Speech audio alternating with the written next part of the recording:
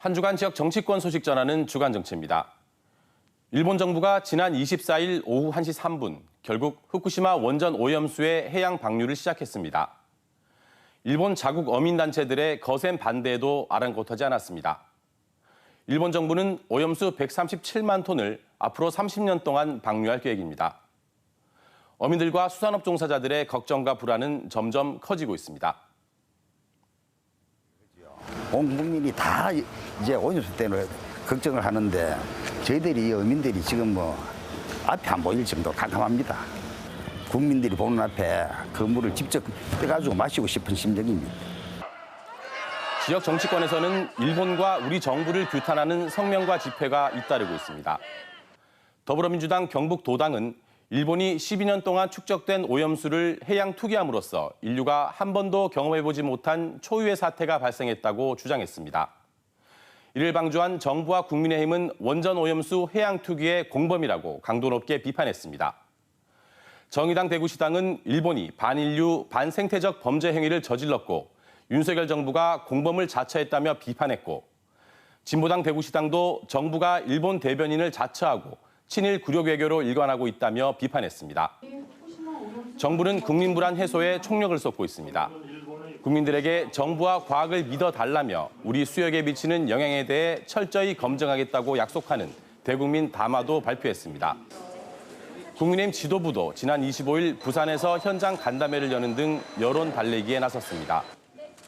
그러면서도 더불어민주당에 대해서는 자신들의 약점을 감추기 위한 정치 공세라고 공격했습니다. 민주당이 지금 해야 할 일은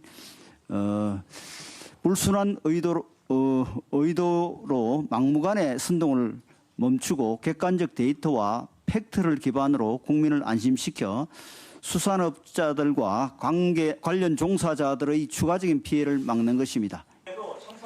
국민의힘은 여전히 후쿠시마 원전 오염수 방류 반대가 가짜뉴스 괴담 때문이라고 주장합니다. 그런데 일본이 후쿠시마 오염수의 해양 방류 계획을 처음 밝혔던 2년 전 국민의힘은 누구보다 해양 방류에 반대했습니다. 당시 국민의힘 당대표 권한대행이었던 주호영 의원은 일본 따위라는 격한 표현까지 써가며 일본 정부를 비판했습니다. 일본 따위에게 오염수 방출을 합리화하고 정당화할 수 있는 어떤 빌미도 우리가 먼저 제공해서는 안 될 것입니다.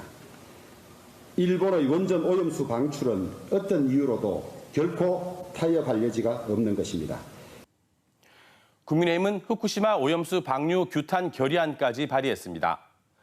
국민의힘 안에 민주당, 정의당 안이 더해진 결의안이 국회에서 채택됐고 김기현 현 당대표를 포함해 국민의힘 의석의 절반이 넘는 59명이 서명했습니다.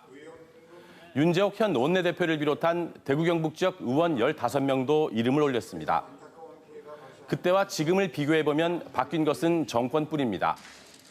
우리 헌정사에서 같은 사안에 대한 입장이 야당이었을 때와 여당이었을 때가 달랐던 것은 비단 국민의힘뿐만은 아니었습니다.